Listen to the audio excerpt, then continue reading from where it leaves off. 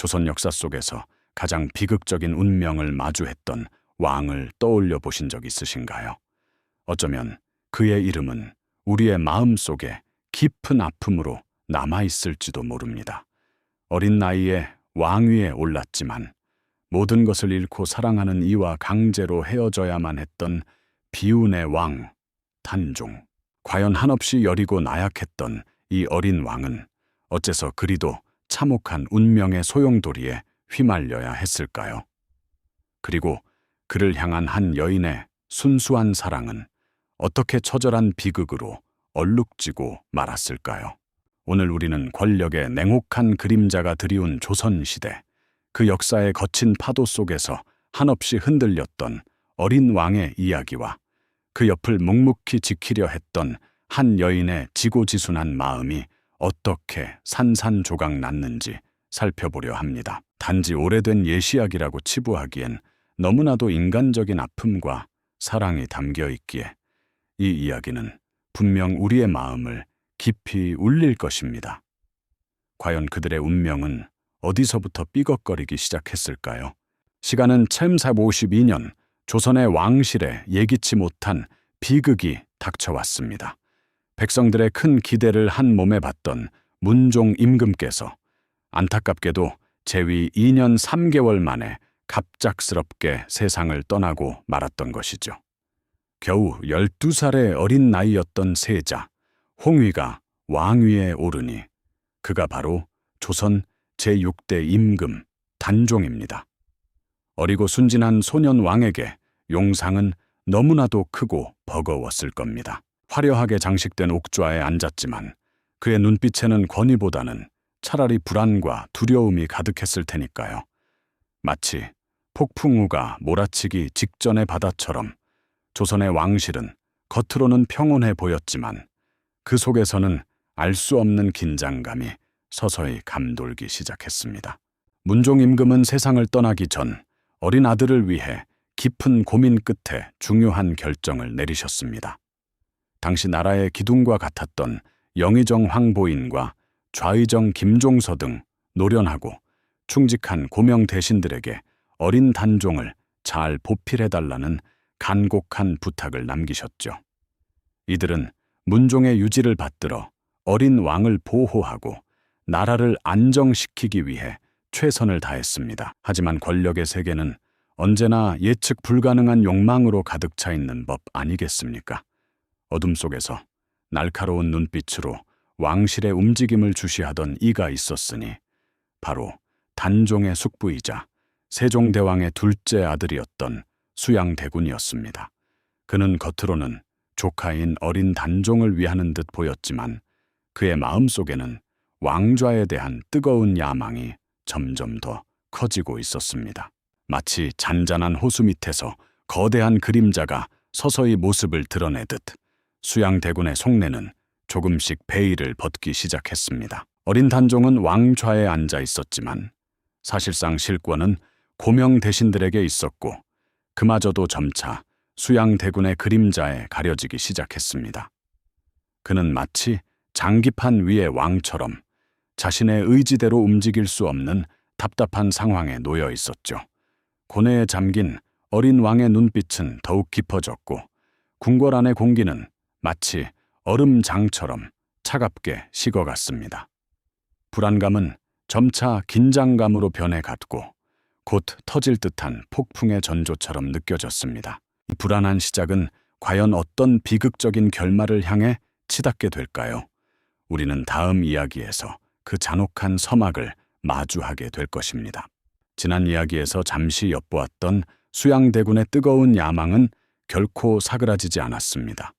오히려 겨울의 맹렬한 폭풍처럼 모든 것을 삼켜버릴 듯 거대한 그림자를 들이우며 조선을 뒤덮을 준비를 하고 있었죠.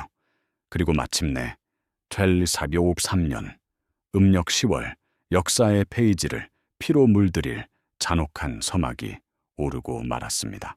수양대군은 자신의 뜻에 반하는 세력을 일거에 제거하기 위해 무시무시한 계획을 실행에 옮겼으니 그것이 바로 조선 왕조의 운명을 송두리째 뒤흔든 계유정난입니다.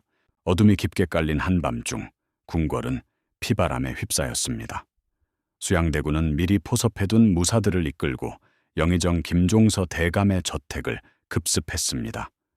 문종의 유지를 받들어 어린 단종을 굳건히 보필하던 충직한 김종서 대감은 미처 손쓸 틈도 없이 무자비한 권력의 칼날 앞에서 너무나도 허망하게 세우러져 버렸습니다. 이어 우의정 황보인 대감 또한 피할 수 없는 비극적인 운명을 맞이했죠. 마치 어린 왕의 곁을 든든히 지키던 뿌리 깊은 나무들이 한순간에 베어지듯 단종의 버팀목들이 하나둘씩 쓰러져 갔습니다. 궁궐 안은 순식간에 아비규환의 비명과 칼날이 부딪히는 섬뜩한 소리로 가득 찼고 핏빛 그림자가 드리워지며 공포에 질린 궁인들의 울부짖음만이 메아리 쳤습니다. 어린 단종과 정순왕후는 침전 안에서 그 모든 참혹한 소리를 들어야만 했습니다. 창밖으로 새어 들어오는 불길한 기운과 궁궐을 뒤덮은 살벌한 공기는 어린 왕의 가슴을 무겁게 짓눌렀을 겁니다.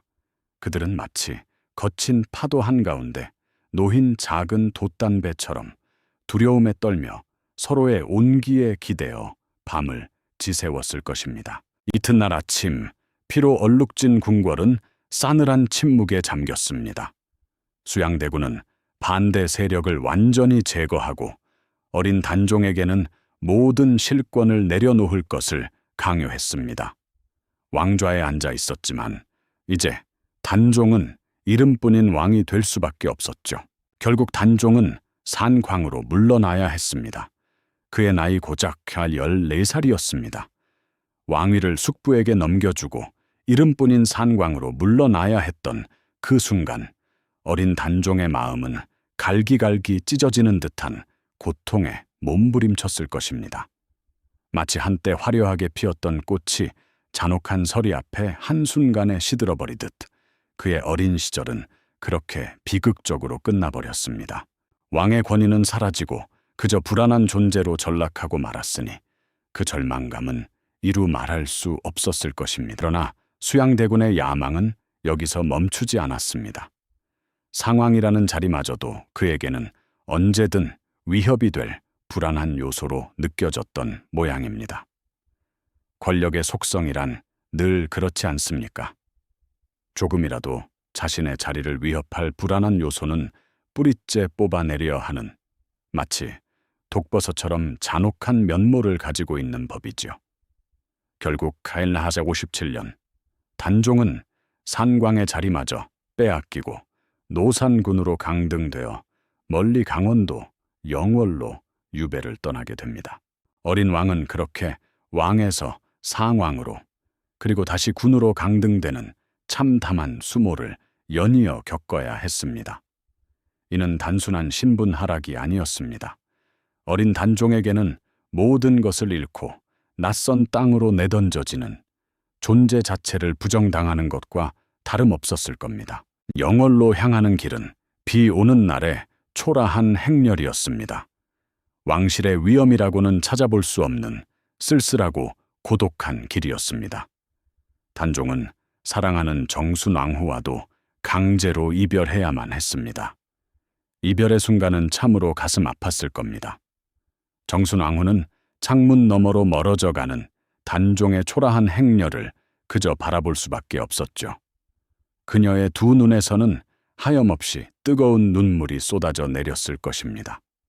그녀의 눈에는 사랑하는 남편이 다시는 돌아오지 못할 길을 가는 듯 보였을 것입니다. 그들의 마지막 작별은 한없이 애틋하면서도 너무나도 비극적인 운명을 예고하는 듯 했습니다.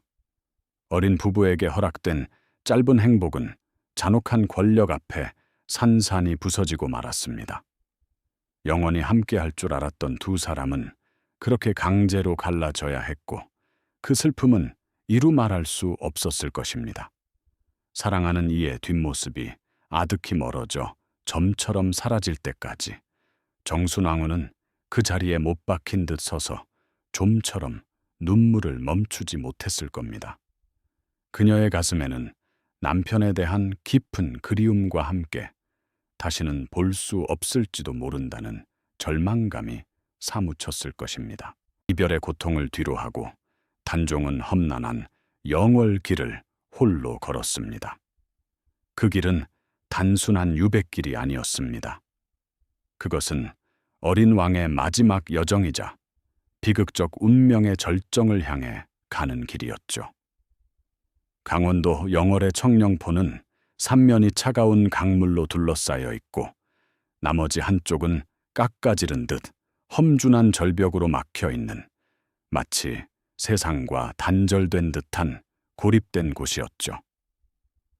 그 고독한 공간에서 어린 단종은 홀로 차가운 시간과 싸워야 했습니다. 어린 나이에 모든 것을 잃고 차가운 유배지에서 비참한 시간을 보내야 했던 그의 심정은 어떠했을까요?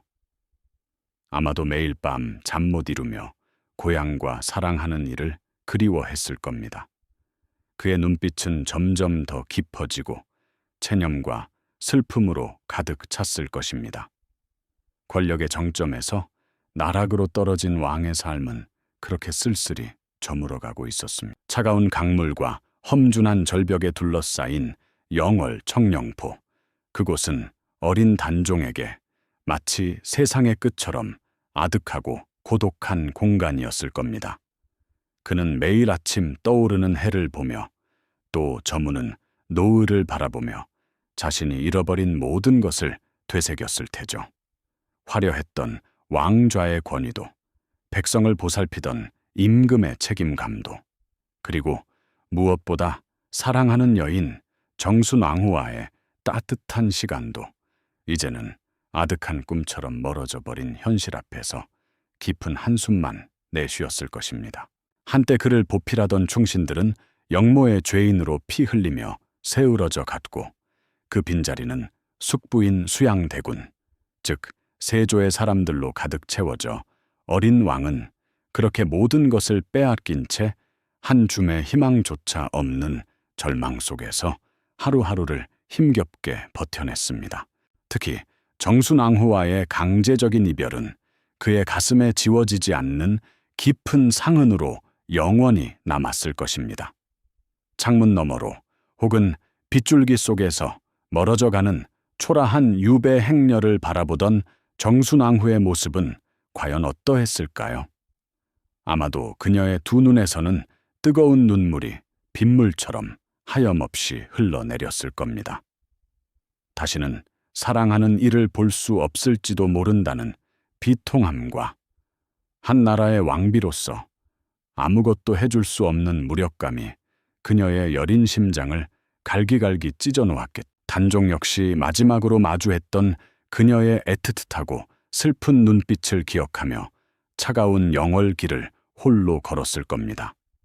그들의 이별은 단순히 두 사람만의 헤어짐을 넘어 한 나라의 왕과 왕비가 겪어야 했던 잔혹한 운명의 상징이자 권력의 칼날이 얼마나 무자비하게 인간의 순수한 사랑을 파괴하는지를 보여주는 비극적인 장면이었죠. 시간은 흘렀지만 단종의 운명은 더욱 가혹하고 비정한 방향으로 걷잡을 수 없이 흘러갔습니다. 한양에서는 폐위된 단종을 다시 왕위에 앉히려는 복위 운동이 끊이지 않고 일어났으니 말이죠.